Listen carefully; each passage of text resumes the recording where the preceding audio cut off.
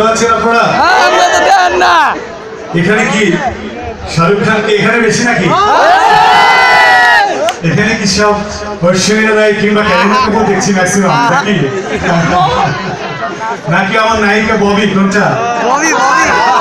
আপনারা জানেন যে আমি সেকেন্ড মুভি করছি, আগে তাদের শব্দ ছিল, তো এটাতে আমার নায়িকা ববি সেকেন্ড মুভিতে।